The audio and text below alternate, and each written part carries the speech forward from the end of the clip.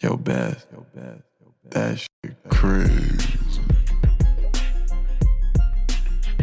On a Tuesday,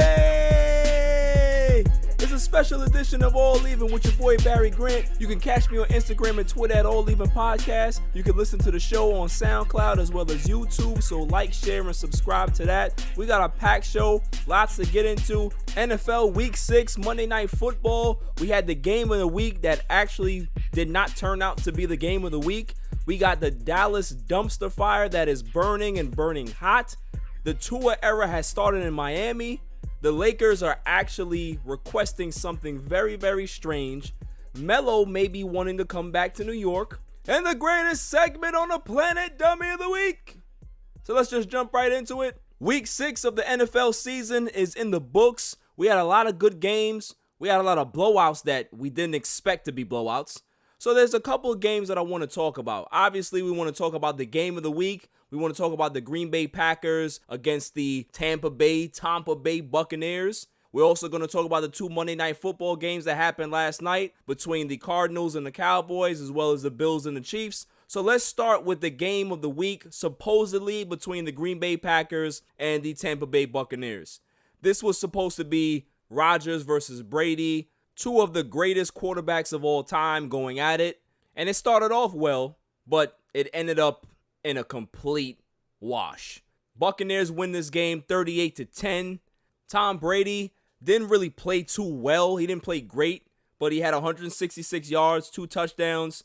Ronald Jones ran all over the Green Bay Packers. 113 yards, 2 touchdowns. Rob Gronkowski finally found the end zone. He looks like he's starting to get back into rhythm, which is a great thing for Tampa Bay. If they can be able to get Gronkowski looking like even 70% of what he was, they can have something here. On the flip side, the Green Bay Packers, nothing good. Aaron Rodgers had a pick 6 in this game, and then he came back the next possession and threw another interception. Both times he was trying to get Devontae Adams going. 16 of 35, 160 yards, 2 interceptions. It was a dreadful game from the offense. They couldn't get anything going. Aaron Jones didn't get anything going. He had 15 yards, had a touchdown. But other than that, there was nothing to speak about. The defense was horrible. They could not stop anybody. And I don't know what happened. Listen, you got to chalk it up to just a bad week.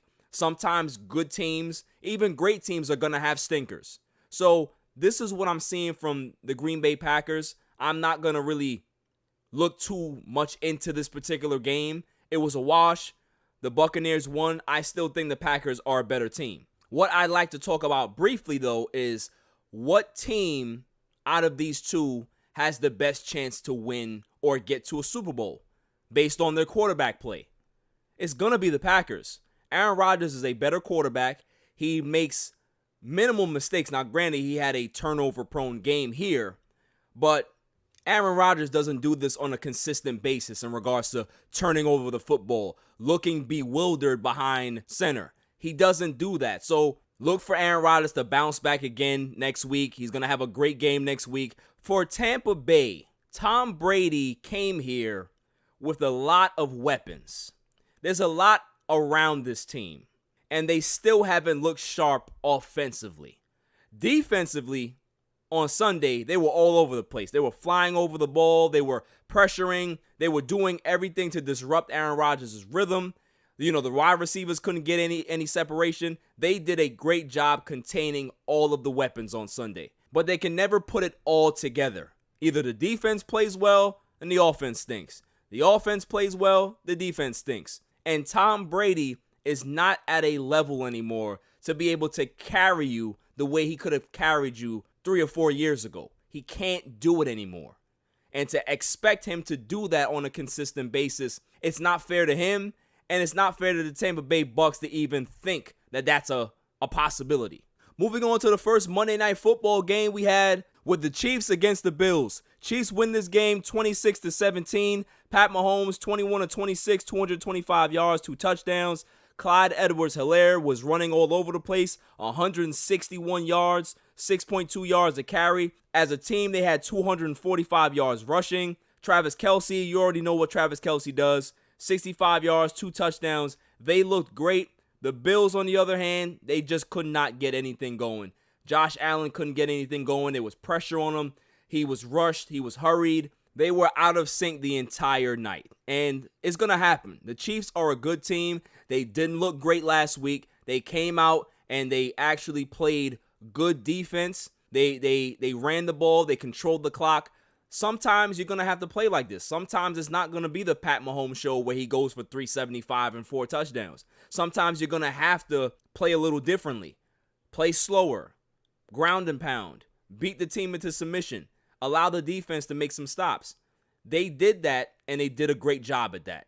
I'm really curious to see how they're going to use Le'Veon Bell next week, or, whenever they do decide to suit him up and put him on the field. I want to see that 1-2 combo between Edwards-Helaire and Le'Veon. Le'Veon, he's a star. I can't see Le'Veon playing a secondary role to a rookie. If you're going to get Le'Veon Bell, you're going to make sure that he's the starting RB1. That's the way it's going to go. And Edwards-Helaire, he's going to be good as a change of pace type of back. So they're going to have a nice 1-2 combo. This offense is going to take off with Le'Veon Bell. Edwards-Helaire has had some trouble catching the ball. Le'Veon is not going to have any trouble with that. This guy is a great route runner. He's a decent blocker. This is going to be a perfect fit for Le'Veon Bell. And I'm happy for him because I actually want to see him possibly get to a Super Bowl. He was on a lot of good Steelers teams that just couldn't crack through. They couldn't beat the Patriots or they couldn't beat the Ravens. And they ended up losing in the playoffs and the whole team just fell apart. So now he's able to be with an organization that's kind of like Patriots 2.0. That's what they feel like to me. And if he can be able to repair his image here, then he may be able to get a long-term contract with them. So we'll see what happens. But I'm really, really excited for Le'Veon Bell. I'm excited to see what this offense looks like. And sky's the limit for the Chiefs. Moving on to the second Monday Night Football game that we had last night between the Cardinals and the Cowboys. Cardinals win this game 38-10. I picked the Cardinals to win the game. I'm not surprised. Kyler Murray did not play well throwing the football. He was only 9 of 24, 188 yards, 2 touchdowns. Drake, 164 yards on the ground. Kyler Murray also has 74 yards and a touchdown on the ground. Christian Kirk had an 80-yard bomb, 2 touchdowns. Hopkins had 2 catches for 73 yards. He also had a 60-yard bomb. The offense had great field position all night because the Cowboys just continued to turn the ball over. Andy Dalton had 2 turnovers, 2 interceptions, and you had Zeke putting the ball on the ground 2 times. Andy Dalton, 266 yards. Zeke, 49 yards. And like I said, 2 fumbles. Amari Cooper had 7 catches, 79 yards and a touchdown. That came late. CeeDee Lamb continues to impress. But that's it. The defense. Jalen Smith did nothing last night. Van Der Esch came back. He's trying to work himself back. I didn't see much out of him. DeMarcus Lawrence, didn't see much out of him either. And it's a trend that's starting to happen with this team is that you're starting to see a lack of care, a lack of concern. And the sad part is that they're still leading the division at 2-4. This is how bad this division is. And they're being rewarded because of that. The Cardinals, they look good. I think they're going to be a wild card team. They look like they know what they're doing. They're starting to get their packages together. Kyler Murray had a rough night. I think he was excited due to the fact that he was back home. It was a homecoming game for him. He was a little too amped up. He'll learn how to play home, play more poise as he gets later in his career. So I'm not worried about Kyler Murray. For the Cowboys, listen, this is what they have. Andy Dalton is their quarterback. They're going to have some mistakes. They have to clean these things up, and we'll see what happens week to week. But it's not good in Dallas. Not good at all. In other news, Miami Dolphins have made a quarterback change. They are switching from Ryan Fitzpatrick, and they're turning the keys over to rookie quarterback Tua Tagovailoa. Kudos to the Dolphins for doing this move. This was always the plan. It didn't matter if the Dolphins were 3-3, which they are now, or 0-6, 1-5. It didn't matter. They were going to turn the keys over to Tua because they have to start their future now. They have to start seeing what they have to build for the future, build up their franchise quarterback, give him some confidence going into year 2, and who knows, maybe they have found their next guy. They've never had another guy since Dan Marino. This may be their guy, and I'm happy for Tua. He's a good kid. He's a talented kid, and kudos to Brian Flores. I like what they're doing down there in Miami. They have a good plan. He's getting time to actually develop and put that plan into place. This is what a lot of these teams and owners don't realize, that when you hire a coach and you're tearing it down, you have to give him more than 2 or 3 years to get this going. You cannot just say, here's a year and a half, figure it out. No, you got to give him time. You got to give him time to get his guys. You got to give him time to be able to implement his particular system. And you know when a coach is good. We're not talking about Adam Gase here, who couldn't coach a high school football team at this point in his career. We're talking about Brian Flores. He's come from the Bill Belichick tree, and he knows what to do. He knows what a stable organization looks like. And this is what the Dolphins are starting to build. So kudos to them. After the break, I'm going to go on a little rant. On a Tuesday. It's all even. I am so stressed because I hate my job. Let me guess. You're at a dead-end job and find it hard not to press the snooze button? Well, come down to Connecticut School of Broadcasting. We have campuses in Westbury, New York, Boston, Connecticut, New Jersey, North Carolina, Georgia, and Florida. Develop your skills in broadcast media that include audio production, television, radio, and sports broadcasting. Learn from industry professionals in a small, intimate class setting for a better experience. The hands-on training is second to none. And if you're worried about what to do after graduation, the Connecticut School of Broadcasting helps you to get job placement. Take it from me. It took me 7 years to get here, and it's been the best time of my life. Go to gocsb.com or dial 1-800-887-2346 for a studio tour. And who knows, maybe you'll be the next media superstar. Welcome back, y'all. Today I'm a little confused about how I feel. And here's why. When you grow up, middle class or whatever, and you have to work hard, you see your parents working 2 jobs, or they working overnight or whatever it is, just to give you the decent things or the good things in life that you want. You see that hard work and you want to emulate that. You grow up and you have the same type of work ethic. And when you watch sports, you love to see a team that plays hard. It doesn't matter if they're talented. Doesn't matter if they win every game or they lose every game.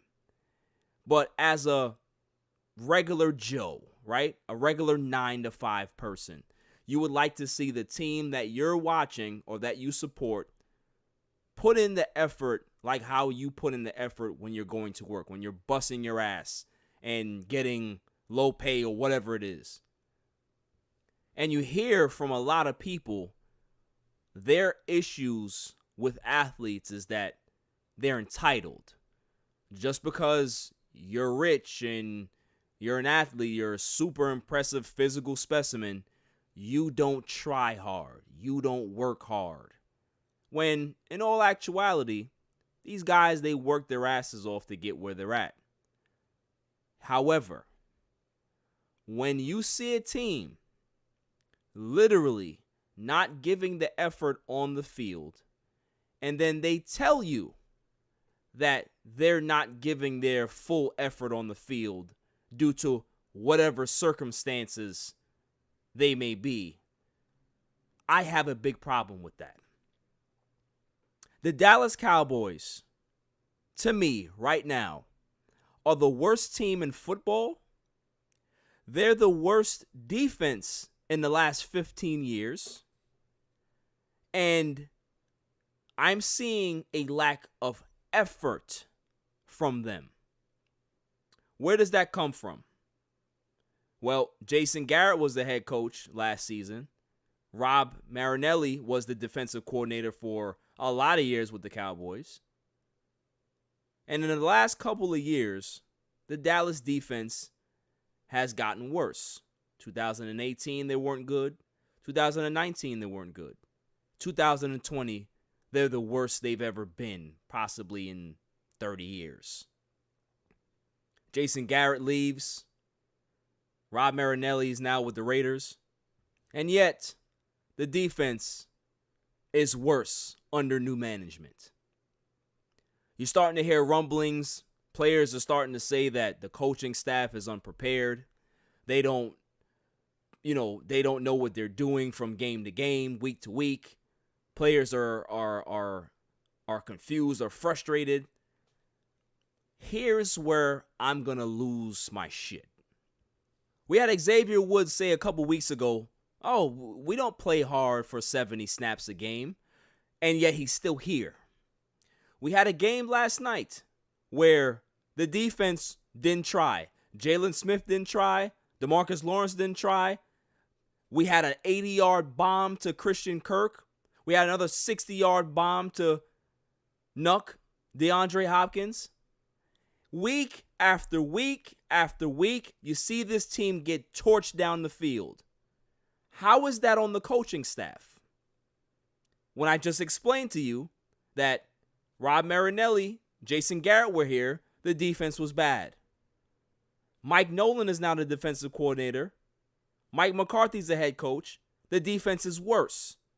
So the coaching staff has changed, but what hasn't changed? The players, right? So how long are these players going to blame the coaching staff for them not tackling, for them not knowing where they're supposed to be on defense, for them not giving maximum effort week to week when they're getting millions of dollars? Explain to me how that makes sense. The new thing now is, oh, Dak Prescott, we're going to play for Dak. Is that how you're going to play for Dak Prescott? 38-10 is your game after Dak Prescott got hurt. At what point do we stop listening to these players and we kind of shut them out and say, it's either you guys perform or you're not going to be here no more? Because guess what? If I half-ass it at my job and I tell my boss, well, listen, I don't know what you expect me to do. You expect me to work hard the whole day?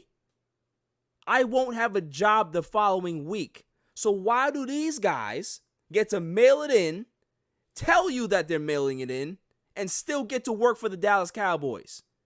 Here's the answer to that. Jerry Jones. Jerry Jones wants to be the grandpa that loves all his players. All of his players can be able to come to him with a problem. So they can't talk to the head coach. They can come straight to Jerry. They have a main line right to Jerry. And when you have a main line to the owner, you undermine your coaching staff. Why is Xavier Woods still on this team? Why? Jerry Jones is the GM. Jerry Jones has not put fear into these players. They feel like they can be able to say what they want, do what they want, and perform like shit on Sundays or Mondays and be comfortable knowing that they're going to have a job the following week. They can be able to wake up on a Monday or Tuesday or a Wednesday in practice and know that there's not a pink slip in their locker. That's the problem. I don't know when this organization got this bad in regards to accountability, but it's bad now. These players don't respect their coaching staff. They think that they're better than everybody when clearly they're the worst team in football. You see, when you have talent and you're bad, you're worse than when a team that's in transition, they've traded all their good players away, they're planning for the future, and they lose. You're not as bad as them because you actually have players here that can actually play. Amari Cooper is making $100 million. Where was he? Where was he last week? Where was he at the beginning of this game? DeMarcus Lawrence, the highest paid player on your team. Where is he? You have all of these guys. Jalen Smith just got paid last year. Where is he? All of these people that are getting a salary, a contract from the Dallas Cowboys, they don't play. So what has to change? Jerry Jones needs to change how he does things now. You cannot allow the inmates to run the asylum. If these players are not playing hard, you have to seek new talent. You don't reward bad behavior. If your 16-year-old is bringing home D's from school, you're going to go get him the new Xbox or PlayStation? What is going to make him realize that what he's doing, the work or the lack of work that he's putting in, the lack of effort that he's putting in, how is he going to know that he has to shape up if you're rewarding him or her? This is the problem. Stop rewarding these players, Jerry. Hold them accountable, Jerry. Mike McCarthy has never been a disciplinarian. It's your job to do it. You're the owner. You're the GM. You have players speaking out about your head coach, and he just got here. The regime just got here. Granted, it's rocky, but you have to give them time to put in their system. You got players complaining already? Is the coaching staff giving up 80-yard bombs? Is the coaching staff giving up 200-plus yards on the ground every game? Is the coaching staff allowing guys to break free in the secondary and do whatever the hell they want? Is that Mike McCarthy's fault? Is that Mike Nolan's fault? Explain to me. I can't stand what's going on with this team. And it's not the fact that they are bad. It's the fact that they're not trying. They're not even trying to compete. They get down a couple scores, and you start seeing the head starting to, drop, the shoulders drop. They're starting to point fingers. They're arguing with the ref. They're pouting. Grown-ass men pouting on the sidelines. Give me a break, man. I remember the Cleveland Browns from a couple years back when I think they went 1-15 or 0-16. That team played hard every week. You can be able to watch that team and root for that team every week because they played hard. Granted, they didn't win any games, but they made their fans proud to say, you know what, man? Yeah, we got this record. Yeah, we got one of the most historical bad records of all time. But at least this team played hard. They never quit. They never gave up. This Dallas team, they give up. Bunch of prissy bitches. That's what they are. It's terrible, man. When are you going to start to hold these guys accountable? It's not the coaching staff. It's them. So what you need to do is change the personnel. Not the coaches, the players.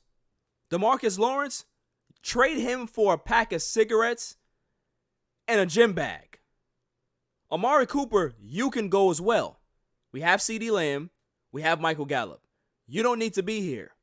Who else? Jalen Smith, you can go. Van Der Esch, you can go. The entire secondary can go. And you're not even going to be able to trade those guys. Just let them go. Cut them all. And start fresh. Get some real hardworking, hard-nosed caliber players. They may not be super talented, but if they play hard, they're going to give you maximum effort, and you have a chance to win every Sunday with a football player that gives you max effort. Do your job, Jerry. That's what you need to do. Start holding your players accountable and stop letting them piss all over your organization, because that's what they're doing. This Dallas Cowboys history, the historical franchise, the proud players that played in this organization, all the Super Bowls, all of that shit is dead because you allowed these particular players to do this to your organization, to do this to your football team, to do this to your coaches. Fix it. Or you need to step down and let Steven run the team. And you can be able to just go on your podcast week to week and comment about the team. You have no business running the team if you don't hold your players accountable. Period. Coming up after the break, we're going to talk a little NBA. On a Tuesday, it's all even. Yo, what up? It's your boy DJ G Money, representing that Flip the Script podcast. But listen, right now I'm listening, I'm tuned in, I'm tapped in to a brand new podcast called the All Even Podcast with my man Barry Grant. Yo, B, what's up, man? Congrats on the new podcast. I'm listening right now, I'm tuned in. Fire, All Even. We here, let's go. Welcome back, y'all. NBA news. Let's get to it. The Indiana Pacers have a new head coach, Nate Bjorkgren. If you say his fucking name like that, I don't know. Don't care. He was assistant coach for the Raptors under Nick Nurse. Is now the new head coach for the Pacers. I don't really have an opinion about this either way. He can be a great coach. He could be a terrible coach. I'm just kind of confused about why him. There's other guys that could have got this job. Mark Jackson. He's a Pacers legend. Why not him? Why not other guys? It's just, I'm not going to get into it because it's the same record being played. And I'm a little tired of it. I need to see more black coaches, man. Not gonna lie to you. Like guys like Nate Bjorkgren or whatever his name is, I'm sure he's great. Sure, he's a great guy. I need to see more black coaches. That's all. That's all. That's all I got. They have some issues to deal with. If Victor Oladipo is coming back, how to fill out this roster, but this doesn't move the needle for me at all. This is a blah, yawn, whatever move. I'd like to see more black coaches. Next up on the rumor mill, the New York Knicks are in the news, sorta. Rumors are swirling that they might be considering trading for Chris Paul. They may put Kevin Knox in the deal with a couple draft picks, give to the Thunder, and word has it that Carmelo Anthony has said if they acquire Chris Paul, he would want to come back to the Knicks.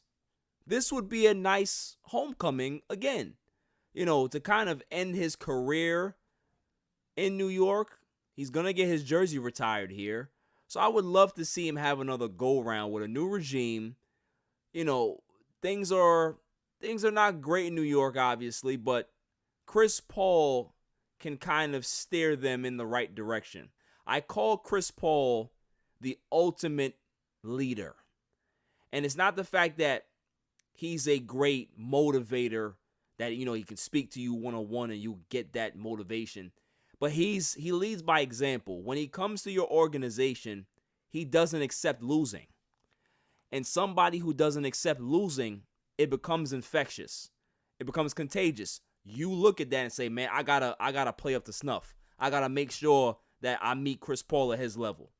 So the Knicks are gonna be forced to play hard, which is a good thing. And if Melo can be able to come back and add to his legacy here, that would be a feel-good story. End on a high note instead of the sour note that he actually left on because of bum-ass Phil Jackson. A lot of times I killed the Knicks about, oh my goodness, they're chasing after this star. They're chasing after this star. But Chris Paul is the right star at the right time for this franchise. You have new management. CAA is here now. You need to put a guy in charge of this team that can be able to get these young guys on the right path. There's a lot of slacking that goes on with the Knicks. A lot of underachieving. A lot of nonchalant behavior. Chris Paul will clean all that crap up. He will make sure that these kids are on the right path. And when he leaves or goes somewhere else, then now you've established a culture of no nonsense. That's the way to do it. Turning our attention to the Los Angeles Lakers. The Lakers are requesting something odd. They're requesting a career-ending application for Luol Deng's contract. Luol Deng signed a 4-year, $72 million deal in 2016. it was labeled one of the worst contracts in NBA history that they've used the stretch provision on over these last couple years to be able to get more money under the salary cap. They want that contract erased now. They want to completely get it off the books, do this injury exception, and have more money to re-sign their players. Listen, shoot your shot. Shoot your shot and see what happens. I don't think anything's going to come of it, but shoot your shot. Have a case. Say, listen, we've stretched it for the last couple seasons. Let the insurance deal with it, man. It's not supposed to be on our books. Or just let us pick up the tab. Let Jeannie give him a check for however much money it is out of her pocket, and then we can get this off the cap. I agree with that. There's no reason why they should continue to be able to pay this over a long period of time. This is not Bobby Bonilla with the Mets. Like, just get him a check, and get him gone. You know what I'm saying? Like, there's no reason to kind of, like, play this out. Luol Deng is just sitting pretty. He's like, listen, man, I haven't played basketball in 4 seasons or so. I don't care. I'm still getting a nice check. So if he gets a nice, big, bulky check from Jeannie Buss, he going to be good with that too. Come on, man. Let's get it going. NBA, don't drop the ball. This is the NBA champions. Give them some slack here. Let them have this particular provision. Erase it off their books. Call it clean. And let them be able to sign whoever the hell they want free agency. Deal. Right down. Deal. Continue the happy news with this. The National Museum of African American History is honoring the late, great Kobe Bryant. They have put his 2008 jersey in their Hall of Fame, in their museum. It's a beautiful honor. He had donated a lot of money to them. He donated this jersey back in that time. So, it's really a touching story. We all miss Kobe Bryant, and the more stories we hear, or the more people that want to honor his name and, draw murals for him and have great stories to tell, post good videos, have documentaries. He's going to have his own Last Dance documentary. It's going to be beautiful. You know what I mean? And, I miss him, but hearing stuff like this keeps his memory alive, and it's always a good thing. After the break, the greatest segment on the planet, Dummy of the Week. On a Tuesday. It's all even. This is a public service announcement. Down on your luck? Tired of being curved? Sick of going out with the fellas and being the only loser without a lady? Well, I got something for you. It's called Sex Panther. Legend has it that it's made out of real bits of real panther, so you know it's good. To men, it stings the nostrils. But to women, you may as well be a slab of meat in a dog pound. And that's not all it does. You could be getting ready to see that special fox, and disaster hits. No money in the budget for gas, only dinner for 2. No problem. The fumes from Sex Panther can give your car 38 miles to the gallon. Sold you yet? I thought so. For $69.99, go from unlovable loser to the cock in the walk. Sex Panther. 60% of the time, it works. Every time. Welcome back, y'all. So without further ado, the greatest segment on the planet, Dummy of the Week. Dummy, yeah. We pick candidates on Monday and Friday, and then we pick the winner on that Friday show. So since we didn't have a show yesterday, we're doing it today. But before I get to that, I just want to talk real quick about this report that the Lakers called Duncan Robinson Jimmy Neutron.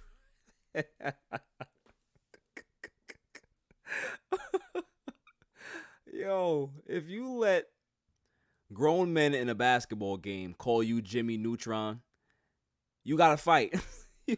You got to fight, Duncan Robinson. Be better. If they do that again, make sure you get a tech for fighting.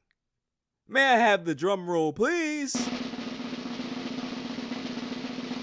And the candidate is Troy Aikman, former quarterback of the Dallas Cowboys, Hall of Famer Troy Aikman, now commentator for Fox, Troy Aikman.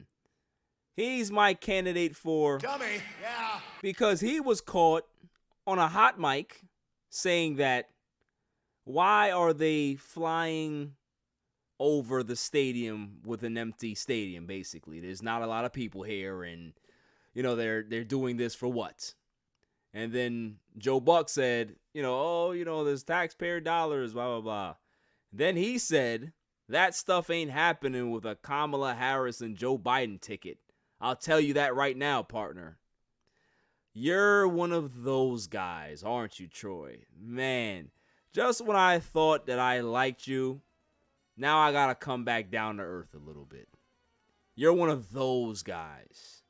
You're one of those guys that wants this country to continue to be divisive and look crazy.